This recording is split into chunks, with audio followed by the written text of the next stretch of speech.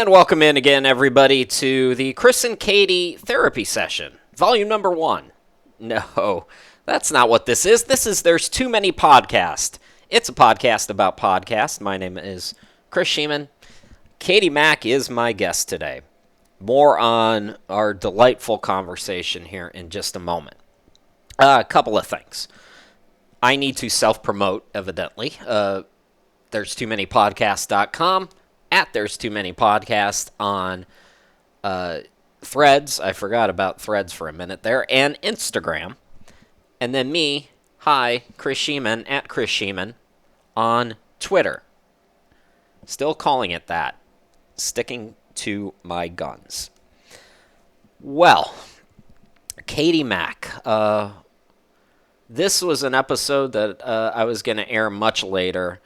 And I found it so delightful that I wanted to make it our second episode.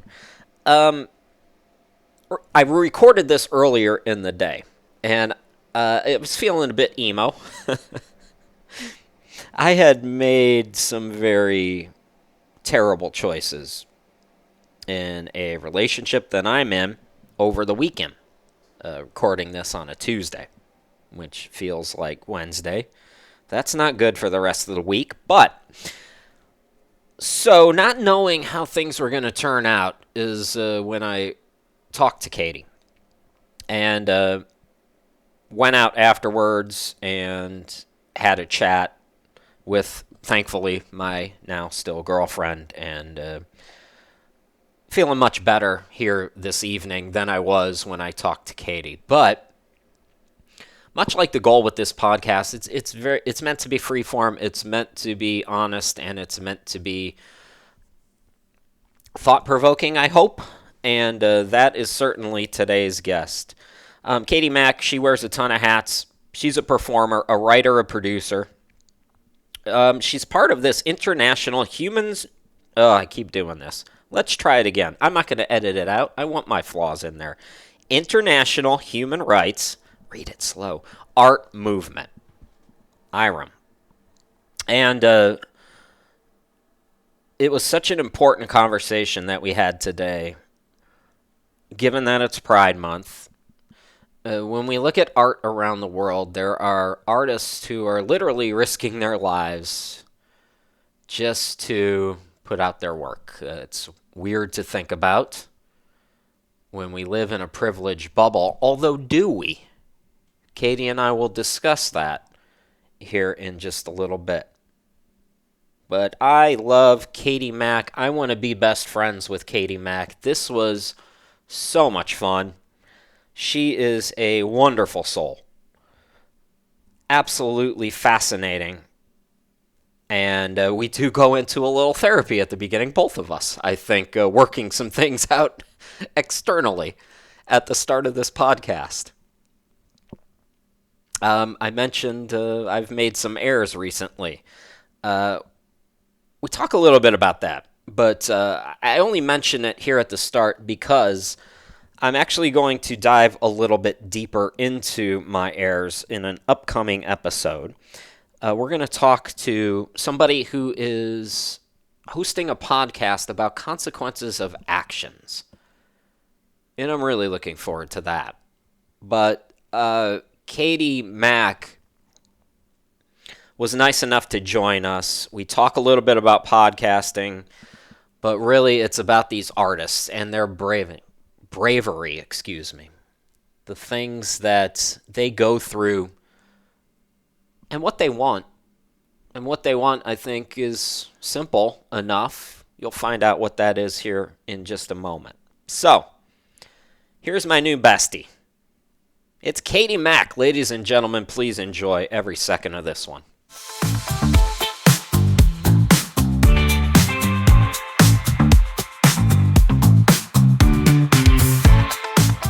Good sounding microphone, by the way. I was just going to say, is it too hot? Okay, great. I don't know. Maybe. It's the first season. And what I'm finding with audio production, even though I used to work in radio, I should mention, by the way, we start right away. So I'm recording. Yeah. We are going. Doing it now. I our second episode, which is the first one I recorded, I missed a lot of good stuff. And I said, if you're going to do a podcast about podcasts, you should have the background stuff, the pre content stuff on there because sometimes it's good. Sometimes people who are podcasting nerds, like you have self described, might enjoy it. I don't know. But anyway, so yeah, we're recording. But where were Yeah. we? What were we talking about? Oh, your mic. We're talking about we're talking about my mic, but we're also talking about the success of your first episode that Yeah. already came out. Success is a interesting word. uh, Okay. For anybody who's listening to this, I think we all know a lot of people that want to have started a podcast and never did. I'm just going to say that. And you've officially started a podcast by producing your first episode. Insert applause. Thank yes. you. Yes, that did happen. It's true. Actually, my first guess was great. I don't know. Did you listen to it? I listened to about 25 minutes of it. That's pretty good. You got pretty far into that. That's not bad. Yeah. But No, it was great. I loved it. he's a really, really kind Canadian man, and I That's was. just Canadian. You just said Canadian twice. Every time I've been to Canada, and I think the reason is so I'm in Cleveland, Ohio, Right. and the legal drinking age in Canada when I was younger is 19. I think it still is.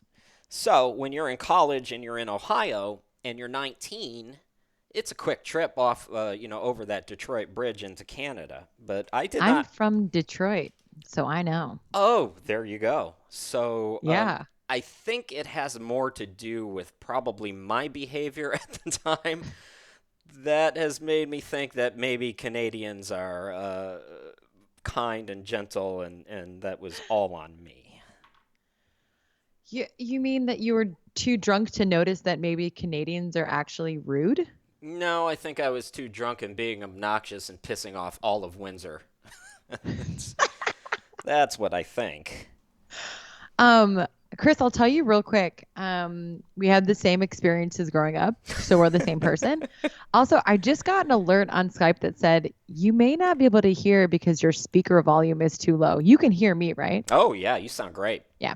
Cool, cool, cool. I think it's just because I routed it through my my monitor. So Yeah, yeah, that's cool. yeah. Cool. Just Or my ignore Microsoft. interface. Cool. Yeah, but I mean, as a fellow Midwesterner, chasing your dreams is not built in our bloodstream. So good job, you. Well, thank you. I appreciate it. And I have to say, I was on your, what was it? I always confuse because Vimeo is a thing now. Oh yeah, Whatever. Vimeo is a thing. Whatever the video version of that is that I can't think of. Sleep has been hard to come by in like the last week. I apologize to I'm you. in Iceland and it's light out 24 hours a day. Okay, that's a lie. 22 hours a day. It's Wow. light outside. So they're like last night I was like I'm like God gave me one gift and I don't have any other gifts and it was just to be able to sleep. But when it's light outside, your whole body's like, but we should be up. Like we should be doing stuff. So it's okay. Like I said, we're the same person. It's going to be an awkward episode. Two sleepless Midwesterners talk about podcasting. How Welcome long? to this episode. How long have you been in Iceland? So I'm nomadic. I have been traveling. Basically, I went through a really bad breakup in the middle of the pandemic, but things had just started to open up, and I haven't stopped traveling. Yeah, almost 4 years, and I this is my fourth time being in Iceland in 4 years, and I will be here for a month because we have the Reykjavik Fringe Festival here and I'm on the really cool kids producing team. How Well, cool is that? that is very cool. I mean, I'm jealous a little bit of the life, but I am happy for you at the same time because what a way to be able to live if you can do it, honestly. This is one of those grass is greener, and I really, really, really like in the same way that I wish that I had like a house and a dog and a partner and the same coffee shop where someone knows my name and I don't know, maybe like a PTA meeting or something. Um, I know that I don't think I can do that. I think I really want something that I actually don't think is really in line with who I am. So I think I'm doing exactly what I should be doing, but sometimes I don't know. Sometimes I I think I get a little resentful when someone's like, "Oh, that's so cool." I don't know why. I'm like, "It's not cool." Okay? It's It's it just has to happen. it's So, yeah. that's very interesting.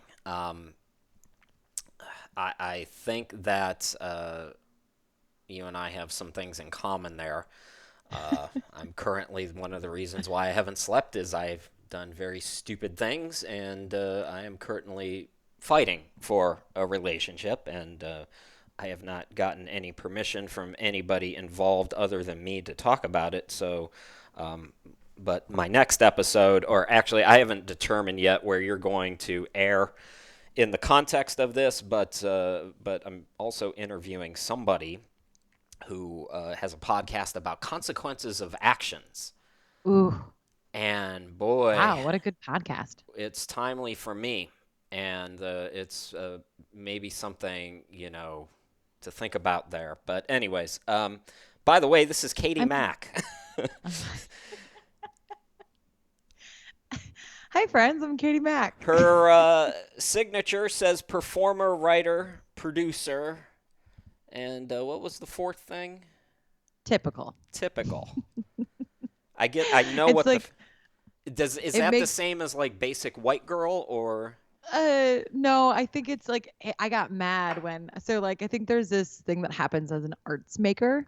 You start getting a BFA or something in performing arts, which is just like the dumbest shit ever. And then you're like, "Oh yeah, I should like try writing." And then you're like, "Oh my God, like I should try producing." So now every I don't know, I probably not just white girl, but I'll just say like every like mildly attractive white girl has like four hyphens, the multi hyphenate. And so I really take myself like I really like all those things, but I can't not acknowledge like of course I'm a hyphenate fucking loser. I don't like God. of course you're all those things because you're not just one of those things. Because you didn't quite make it in each one of those things. So, but I like my little life in that way. Again, I think there's like a lot of I think my life couldn't have happened any other way, which is a little bit of me being in acceptance for things. That doesn't necessarily mean that I'm not a little resentful that it didn't turn out differently. But I think I like my life. There's a lot going on there. I Chris, we're in therapy. I had the suburban thing with my Mm. ex, and boy, that Always Sunny in Philadelphia episode where Dennis and they move to the suburbs, and he just has a breakdown is very very relatable to me. Oh, nice. I think what I'm hearing from you is a certain level of comfort that is refreshing, and I think you should own that, and I think you should appreciate it too, because I think it's very interesting because we are hardwired to think this way, that we're supposed to live a certain way. And when I did my very awful things in my relationship over the weekend, and I went back and I started thinking about the way that we were all raised and the way that things used to be, and the people in our society nowadays who desperately want to bring those things back at all costs.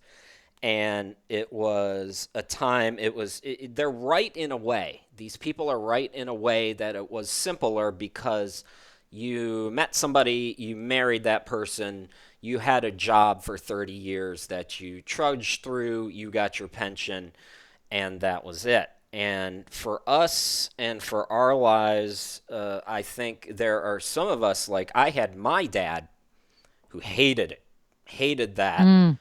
He was a hustler. He loved the fact that I went rogue. I left radio. I said, kiss my ass. I can do it a different way, and I'm going to do it a different way, and I have done it a different way. And he always, I think, really, really enjoyed that. But there are other people from that baby boomerish mindset who don't quite understand what we're doing, I guess. But it sounds like it's very comfortable for you, and if it's comfortable for you, why overthink it? Well, I actually really think that I am self-aware enough to know that maybe this lifestyle, like maybe it doesn't like I'm not like, oh my God, I'm living the dream. And I do sort of envy some of like the heteronormative suburban, job for 30 year like mentality. But I also can immediately put myself in that position and I just know it won't work. And like I have to have that realization as badly as I want to fit a square peg in a round hole. Like everything else is telling me that that won't work. And I would be an idiot if I just chose to ignore those signs. Life has tried to teach me again and again and again and again. And I keep failing again and again and again. But Well, why do you I'm use that getting word? Why do you clearer and use clearer. failing? Well, stuff like, I attract, I'm a queer cisgender female.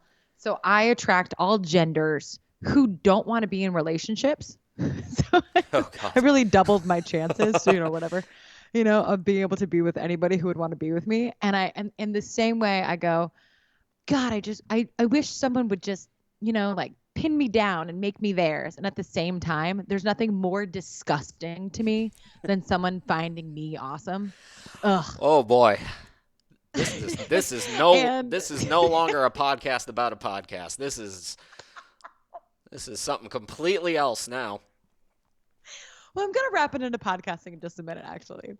So I think a little bit for me, um, I if I'm being completely honest with myself, I haven't actually wanted a relationship.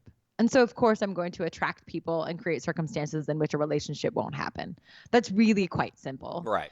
And to pivot it into podcasting, one of the things I love about podcasting is that it can combine so many things that I love and still give me the freedom to love other things. So it's the polyamory of a lot of working things that I like to do. So I get to be in this beautiful community of beautiful people who, if you're new to the podcasting world, I don't think there's another community that has been around as long as it has, because like 15, 20 years now, where people literally will still genuinely help you from the ground up. I think it's a really loving community. I think it's financially like for an arts maker to be able to make a podcast. I make a narrative podcast. The podcast I'd also like to talk about today is an interview podcast, but I've made a couple, audio things. And in a world where we make, I don't know, I can't even, I'm like fake laughing when I say like $25 million movies. That's not even that much, right? Like Right. Yeah. I'm like, Small that's budget. crazy. um, that just kind of excess is so ridiculous. To make a podcast is sort of really financially responsible. And that to me is like a fuck you to capitalism in a world where art needs to be made. That is That like, brilliant. yeah. That Yeah. is So I think it's really brilliant. special. The podcast that I was initially interested in, I don't know if have you actually started. So the International Human Rights Art Movement. Yeah. My cousin, uh, God love her, what a life she has been an art journalist in Iraq. She's lived in Egypt, France, Rome. I think is Wow. currently where she is. We are not as close as I probably should be to somebody who I'm so impressed with, but she has covered some really interesting things. So when I saw this idea out there, I couldn't wait to talk to you about it. But so tell me a little bit about the International Human Rights Art Movement and then what the goals are here with the podcast. Take it in any direction you like. Yeah, yeah. So, the International Human Rights Arts Movement is we shorten it to IRAM. So I'll just call it IRAM from Thank henceforth. you. So will I. Yeah, was founded by a writer and painter, multi hyphenate, typical human named Tom Block, And I just think he has a very international lens on the world. We're so American centric, Western centric. We have this like exceptionalism to us. And I think Tom has just always sort of seen um, the humanity and the rest of the world, which I actually don't think is inherent to somebody who has grown up in the West. I think we really look down in other cultures because we've been spoon fed cornflakes and exceptionalism from the time we Right. were really young. Right. Um, Tom, as a writer and arts maker, started a festival in 2017 and basically invited international artists to also consider themselves human rights activists to create short plays. So either, and so then they were in like a 10-minute play festival, or they were dance pieces, or they were like puppetry, or kind of a hybrid, a multimedia. Wasn't a part of the 2017 festival, but it ran for 5 years with, I think a break for COVID 2020 or 2020. Yeah, the end of 2020. And it's really picked up a lot of momentum. And what my take on IRAM is now it's not just this festival, it is this place where artists can get published and have their first works put in an actual magazine or an actual book. And so what it ends up doing is it allows it. It's an international call. There's often a stipend, a small stipend for their work, and it ends up attracting people who are early or mid-career level artists and giving them an opportunity to be published. And you were in radio, and the idea of like, when did you go from like being somebody who thought radio was cool to being in radio? And that like might have been your first paycheck, or it might have been, I don't know, being on a particular show. Maybe you can answer that. But yeah, like, so the opportunity to take newer artists and give them a platform to be able to talk about their human experience often lends itself to being art about human rights. Because a lot of the people that are writing about their experience, they're not allowed to exist in the countries that they are. Yes. So Right. if they're queer people, being queer is literally illegal. Yes. Right. Yeah. If they're, I don't know if they're speaking out against the government, if they're, on the opposite side of a war. Yeah. It spans the whole globe. And the fact that IRAM has created these trusted relationships just kind of means how special it is. And it's kind of new. It's like 5 years old, which is pretty crazy. So Tom and I developed a friendship as being two theater makers, and he asked if I was interested in making a podcast where I'd interview these people, and the answer was like, of course. Like, how cool. Um, Maybe this is born a little bit of that American exceptionalism, but I think it's a conversation worth having. It might be a conversation that one day we're having in the United States if we continue to buy into that narrative. But what Iram is doing, I'm so curious. So when I grew up in the 90s listening to like Bikini Kill, they used to have zines, and they bands would like self-publish those zines, and it almost became word of mouth, which is how you learned. For somebody like me, dorky teenager, it was really Kurt Cobain propping up women. That is how I found them. But in the early '90s, this is kind of how it was, and it was an underground movement, and it was something that was in one way a shared space and a connected space for these people to gather. Bikini Kill famously would not allow men up front. It was for the women. The women were up front for their safety and all of that. But so when we talk about international art, and when we talk about it being illegal, and when we talk about people's lives are on the line, the promotion of it, what nuance goes into not only self promotion, but what you guys are doing to do this in a safe way? It's a great question. It really is. We really let the artist lead. So a lot of times they'll use middle names or first names.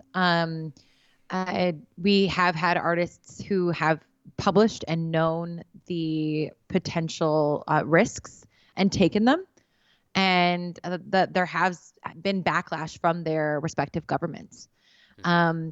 But I think it. I mean, there's a couple of questions there, and really, I think like the overarching question is, if you knew that you were going to get in trouble, would you still do it?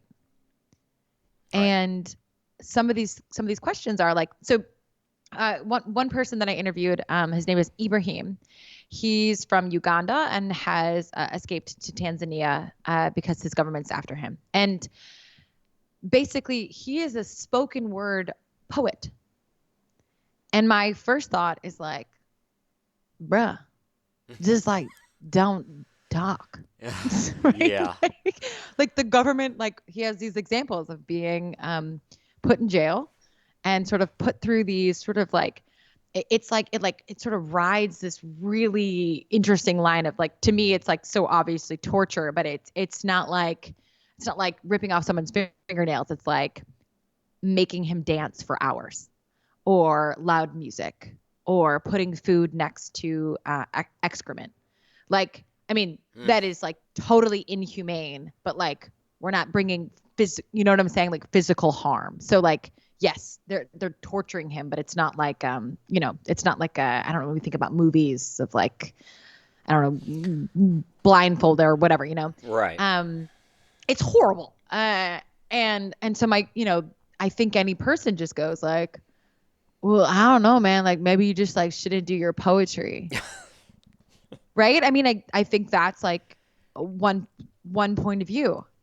And when you really end up having a conversation with this person, one like the first thing is like he is an artist through and through. He happens to express his artistry through spoken word. Um, it is so obvious that if he doesn't speak up, other people will continue not to speak up. And if you've ever, I don't know, been a teenager and you're mildly dissatisfied, now just amplify that for like everything you do, right? Hmm. Um, and just continuing to live that way. So it becomes this sort of like pressure that like is weighing on you for your entire existence. And just you're sort of like constantly in this state of just knowing that something's wrong. This like so obviously wrong. And what are you gonna do? Are you really? I mean, are you really not gonna say anything? And it asks a really good question, And I find myself so embarrassed by the lack of bravery that I have in my everyday. That is Like, exactly what I was yeah, thinking. Oh my God, that is exactly what I was thinking. The bravery, the the guts. yeah. I find it really interesting. I mean, like, how often do I find myself not speaking up? I mean, even just in like basic injustices. If somebody like, and I'm saying like, if someone cut in front of me in line at the post office, that's not like a real injustice. But like, but let's say they're a certain socioeconomic status and they think that they're better than me and whatever. Like, would I say anything? The answer is just like, no, I would not. Right. And now amplify that every single day where it's just obvious that like other people have um, these benefits. And now amplify that in every single situation. And like, I just find myself in these imagined examples getting smaller and smaller and smaller. And as I just allow that to sort of ripple in my imagination, at some point it's going to have to come out, right? But because I really think the answer is like, man, if I had a government like that, man, I would do everything I could just to like, stay alive or like, Right, be survival. complacent. And I sort of offer the what if. It's sort of the idea of like I could never imagine. It's like, well, try to imagine like a little tiny bit your day to day. And that's like, again, it's not at all the same. Our pathways to empathy aren't the same, but man, they can feel a lot the same. And then you can go, that makes a little more sense. And then instead of being like, I wonder if I could be that brave, you might find yourself understanding why he is that brave, if that makes sense. It does. It really does. I'm not a big believer that you can get tone out of emails, but when we were emailing back and forth, your personality really I felt shown through, and I was like, this is an extremely nice and bubbly and kind person. And we did have some laughs at the beginning of this podcast, but I was like, how am I going to navigate talking to this person about the most depressing topic maybe in humanity right now? And and so I wonder, do you need a minute after you talk to these people? What goes on? You're not having this conversation and then, it's ladies' night in an hour, are you? No, that's a really one, thank you for saying all those kind things. I felt very similarly to you. Oh, thanks. Eh, yeah, no, that's just it's very kind. But I I think there's a couple things that do happen. And one, I found myself, I've been traveling for the past 4 years, and for the first time in my life, I've been more international than I have been national. And so I've really learned a little bit about how the world views America and allowed me to confront my own personal biases. And one of the biases that I had, that I am embarrassed to admit, is that if you're sort of in these horrible situations and you have the means, right? Because that's always privilege, like just leave. And what I'm realizing is that none of these people want to go anywhere. They want to be exactly where they are. They want to fight. They want to they want to fight, but really, right? They want to just live, right? I mean, one leads Yeah, to the other. right. Um, Cyclically. So the idea is that I'm not listening to like I'm listening to people who are going through something hard, but they don't want to be saved by anybody else. They wish that it wasn't happening. Sometimes days are much worse. Um, right in we have a woman, Cameroon, who is in the middle of the Anglophile crisis, and at like the drop of a hat, military can come in and just like kick everybody out of their homes and decide to kill whoever they want. And they'll like hide in the bushes, which is like just outside of the village. That's like insane. Um, and yet, like most of her day to day is dealing with her children, trying to come up with ideas for her garden. Um, eh, I mean, these like we have people who want to just exist and live, and the byproduct, they're making art as a byproduct of not being able to exist and live in exactly the way that they want, but that they have to express it in some way. So they have to be artists in some way, and they don't want anybody to save them. They just want like people. They just want to be able to live how they want to live. So I think there's something really demystifying.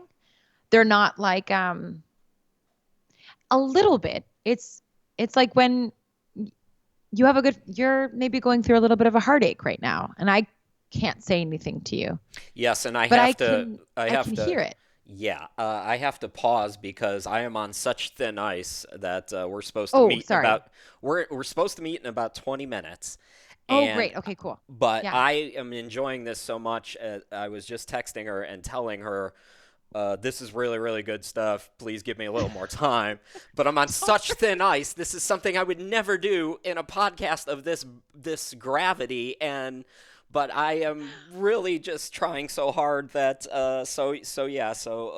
please, But I please, think this please is a really resume. good example. I actually love this. God. Yeah, this idea that like, yeah, you like these, you can, all these things can coexist at once. So yes, you're going through, and thank you for that time reminder. You're going through a heartache, and I can't do anything to help you, but I can hear it and I can receive it, and it should affect my day, and it should affect my lens of the world. But No. I don't know if it. Sometimes it's really hard, but I don't know if it changes everything. You have to, as I guess you could call yourself you can add another hyphen and call yourself a journalist in this moment, and you do kind of have to, I think, maybe disassociate a little bit. Yeah, no, I think that's a really good point. I think I take the human connection and I allow it to sort of like spin into the next part of my day. And I also know that a little bit it's slightly different because many of these people are not like in immediate danger, if that makes sense. Yeah, right. Um, so yeah, I have to be realistic about it, right? So if I start to obsess over somebody being in danger when they're not really in danger, that's a little like more narcissistic and like allowing me to like have these big feelings for somebody who is probably just gonna, make food for their family and go to bed on that day. So Right, like I think I have to right. have a really good sense that things cannot be good, but in that moment for them, I don't need to make things like I don't need to take that on. Yeah, Um, right. yeah. I think this is. I had talked earlier. I'm still working out when certain podcasts will air. As I start to build a pile, I think for this, it's probably important that we do it in June for Gay Oh Pride yeah. Month. So with that in mind, and living yourself and your true self, the LGBTQ plus people in the world. Who have you talked to there? Is their experience any more dangerous than a political prisoner? My assumption is in certain cultures it might be. Maybe you don't know this. It Yeah, I mean, it really does depend. Right now in Uganda, there's like a sort of a mass jailing for being out. There's an incredible community on Instagram called Queering the Map. They've sort of like come into another level of identification uh, while looking at what's happening in Gaza right now, the genocide that's happening in Gaza right now. Hmm. The idea is the that like so being underneath Islamic rule as a like a political entity means that like you're not allowed to be gay, therefore there are no gay people. And this queering the map sort of shows that there are gay people everywhere. Right. There are queer people everywhere in the world and are that are openly queer. Openly means like with their friends and families and loved ones. Like I don't know, we don't put it on our taxes, who we love. Um, so just to remember that there are gay people around the world is one thing, and then again, existing is a political act, and existing openly and out is a political act, and a lot of spaces where being those things are not allowed to be. So, I know I have an interviewee, the human being who designed our logo. He is right now trying to do visits for the queer community in Uganda for people that have been put in jail for being gay. So it's not it's not even that they're being put in jail because they didn't, I don't know, uh, do something, I don't know, file their taxes wrong, and that's like a mask for actually being queer. They are being put in jail for being gay. So there is a big outreach for that. And like in Russia, again, you do not want to be openly gay. I mean, you just genuinely don't. But I will also say that in the United States, now if you're a trans person, you can seek asylum in Canada. Yeah, This is that's real. This is our country. You yeah. can seek asylum, right? Normally, when we think about that, when I think about that, I think about people seeking asylum for, from violence from like Mexico, right, from the cartel. Um, I I was just in Texas, and Oh boy. being openly gay in Texas for me wasn't an issue. I'm in the arts community, but I was like nervous about it. Yeah, I noticed here we had Pride this past weekend in downtown Cleveland, Oh, fun. and all of the stories that I was told prior to this year was that uh, the people watching that I did, I didn't notice as much colors. I didn't notice as much Uh, they were playing music that was very odd. Fiddles. I'm not saying there's not LGBTQ plus fiddlers out there by any stretch of the imagination, but you expect to hear. I can never remember the first name, but it's that Roan person. Actual Tegan and Sarah, LGBTQ plus artists at a gay pride festival, and there was none of that. And there were a lot of straight people like me there. And I was wondering if 2024 and the election has something to do with that. And it's I think it sort of took this turn, and again, this is just my own opinion. It took this turn. I've sort of seen like the community be a little bit more radicalized against fighting and less about like rainbow capitalism. uh And huh, so I think the idea of celebrating as an act of resistance is still there. uh huh. But that, and I really, really think, I mean, again, it might be through the lens of my own communities that I'm associated with. I feel like liberation of queer people being tied with the liberation of people in Gaza, of the Palestinians, feels really interwoven with each other. And the fact that right now, on this particular date and time, June 4th, there is no end in sight to a genocide that is happening in front of our eyes. And This so I is think that where really, really has dampened what's happening for the month of June in terms of celebrating Pride, and I think it should. okay, To be honest, yeah. that makes sense to me.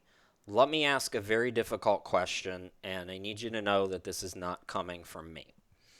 But when some people see an association between LGBTQ plus people and Palestine, knowing what the culture is for queer people in Palestine, the narrative amongst heterosexual males like myself becomes, how could you support Palestine when they would have you killed or jailed or whatever? To those people, what do you say? Is there something you could say, or is that just who they're going to be and they'll find another narrative?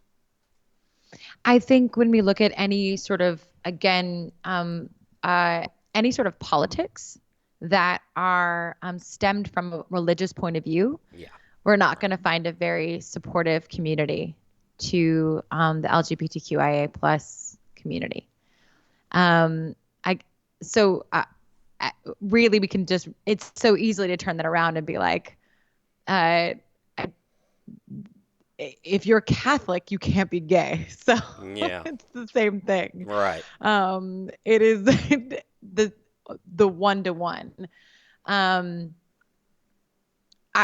again, I think that's why I had sort of brought up a little bit earlier about queering the map. This idea that uh, gay people are going to exist regardless of the sort of ruling religion, and in the same way that you could be and again, I also want to remind people that being gay and being queer actually doesn't, you don't have to have any physical contact with another human being, Right. right? I am born and I could never kiss a cisgender female and I could still be a gay woman, right? Right. Right.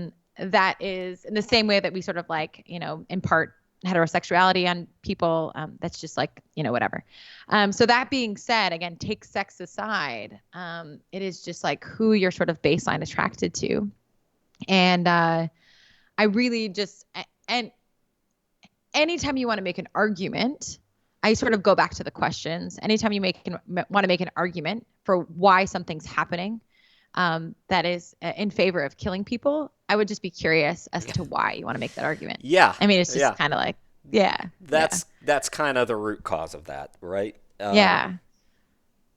Or like, yeah, why do you want to fight with me about people, people, Yeah. people Why dying? It can sounds you really horrible. why can you not understand why we would want to support that or not And in the same support, way, like just because someone doesn't think I have the right to exist doesn't mean that I want to take them off the planet. Yes, exactly. And I think that's where their mindset is because Yeah. they do want that,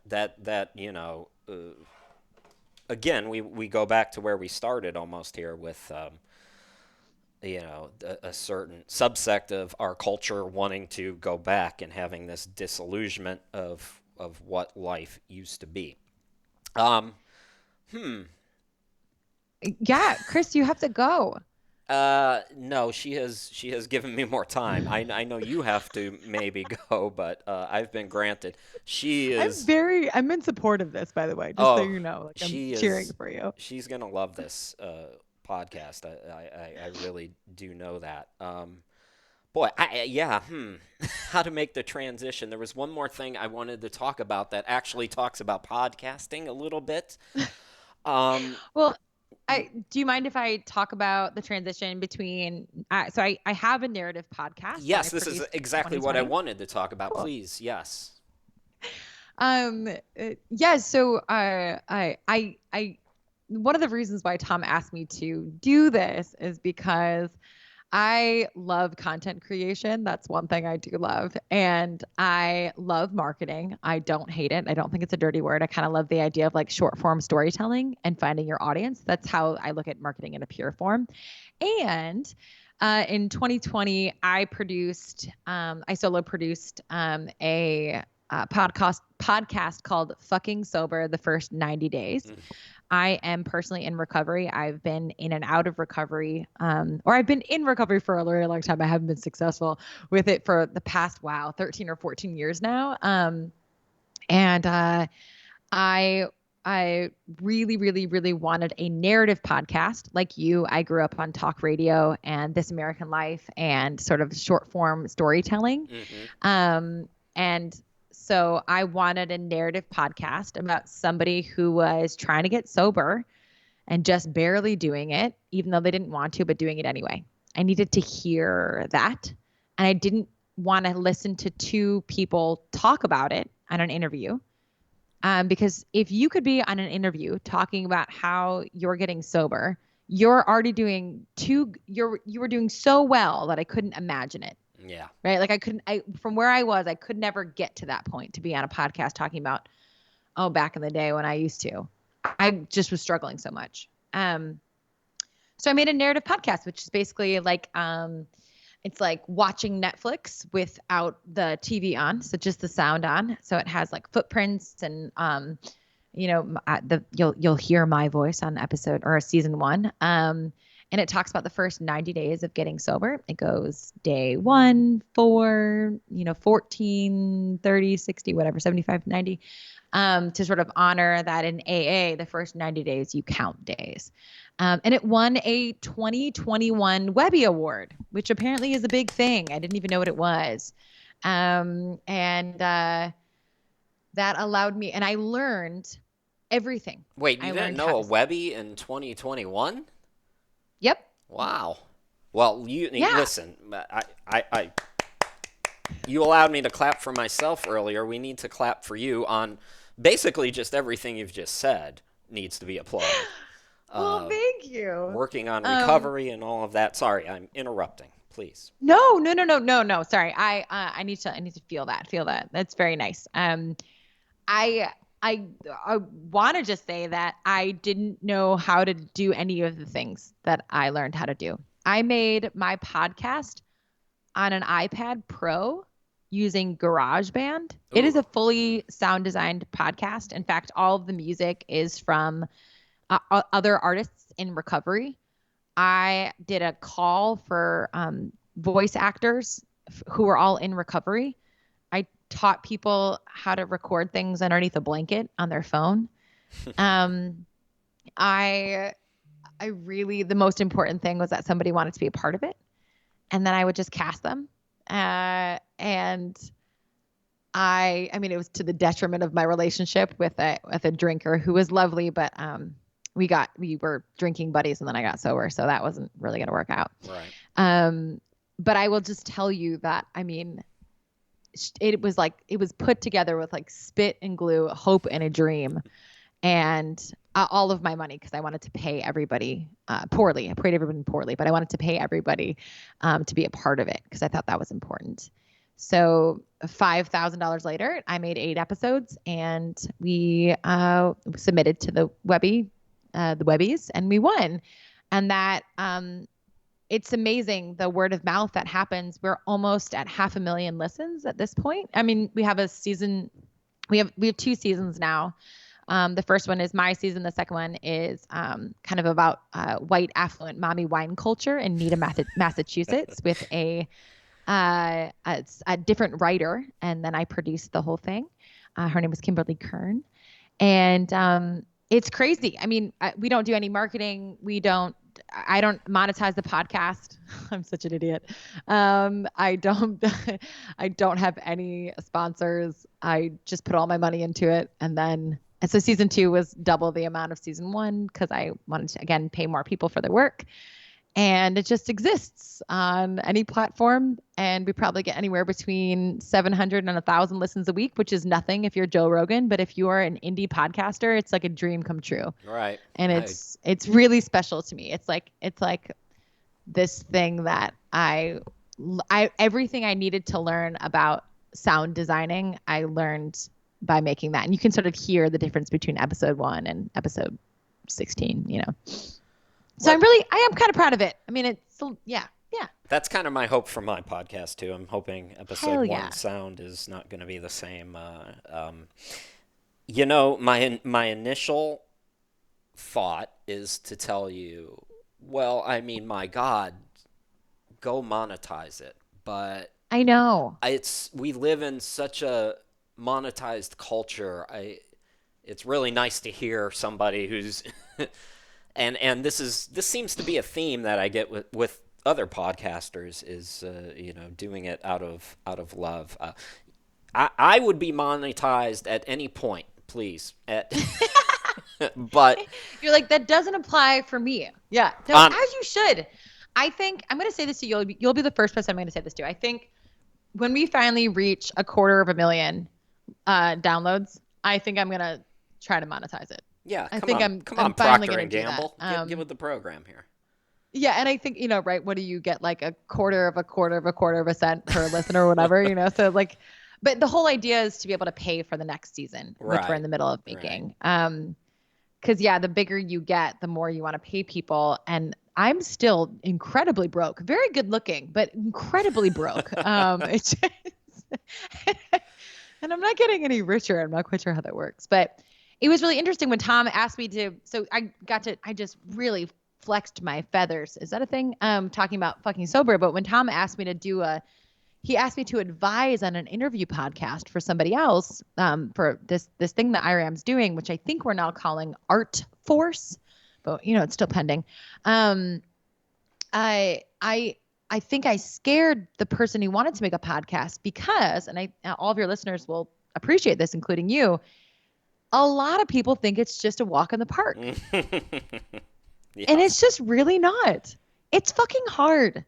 And it's supposed to be hard. It's all figure outable, right? Like YouTube University, hell yeah. Reddit University, absolutely. But it is not for the weak, impatient person or the non-smoker. I'll say that. Right. I've worked as a sports broadcaster.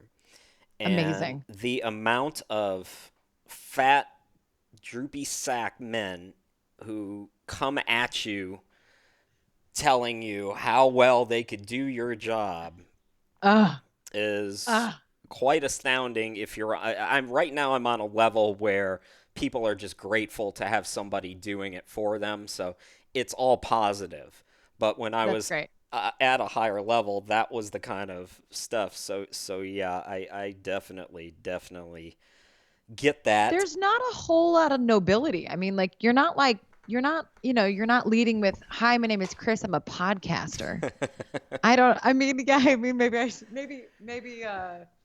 Maybe we should. Maybe that's how we should do things. Try to really change it. When you're a filmmaker, you could have made a short about, I don't know, I'm gonna make a joke here about a Viking in the woods, right? You could make a short about that and think of yourself as a profound filmmaker, and you'll lead with that. Or you could be like, you years of broadcast journalism, me made this thing from scratch, and it'll be like, oh, it'll be like the last thing I mention. Yeah, yeah. So we need to be more proud. Let's start a movement. I feel like you've got a lot of movements you might have to deal with before this one. Just, I Yep, you're gonna be my friend that I call when I'm like, "Hey, I had this idea," and you're like, "You had a different idea yesterday, and you need to slow your roll." oh Yep, that's God. it. That's really it. Katie When you don't Mack. have kids, this is what you do with your Yep, time. this is it. I Yeah, do tons of cleaning too, just tons and tons of cleaning. I am the cleanest man on the planet. it's a good quality. Brag Kate, about it. Katie Mack, please tell me that you will come back and do another one of these. We didn't even scratch the surface here. Um, Oh, this has been so lovely. I mean, I really think like it's naive to think that that talking about podcasting is not talking about who we are as people and how we make stuff. So I really appreciate you letting me do that and asking brilliant questions. And yeah, I right now we're talking when the podcast is really still being formulated.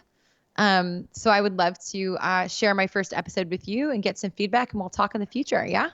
for the people who are listening, before I let you go, International Human Rights Art Movement. I was trying to say it way too fast earlier. IRAM, and as well as anything you have going on, how can people find that? How can people find you? Yeah, you can find International Human Rights Arts Movement at on Instagram at IRAH Movement. Is that right? Yep. On Instagram. You can find me at Mackers NYC. Love Instagram. Say hi. People think DMing people is weird. I love it. And then you can find me in what I'm doing next. I have to cobble together a whole life on my website, Mack Stage, MackStage.com. Katie Mack, everybody. Katie, thank you so much again, and can't wait to do it again sometime. Okay, good luck today. Good luck. Ugh, boy, do I need it. Folks, I want to thank you all for listening as well. We got to go. Don't forget, like, subscribe. There's too many podcasts is the handles wherever I feel like Those putting things them. really matter. Really do those things. Oh, I know. I hate it, but I do have to do. So please, I'll post it. If you follow, if you're listening right now and I see more followers, I will do more posts and I will make them good posts. So please do that. Thanks again, everybody.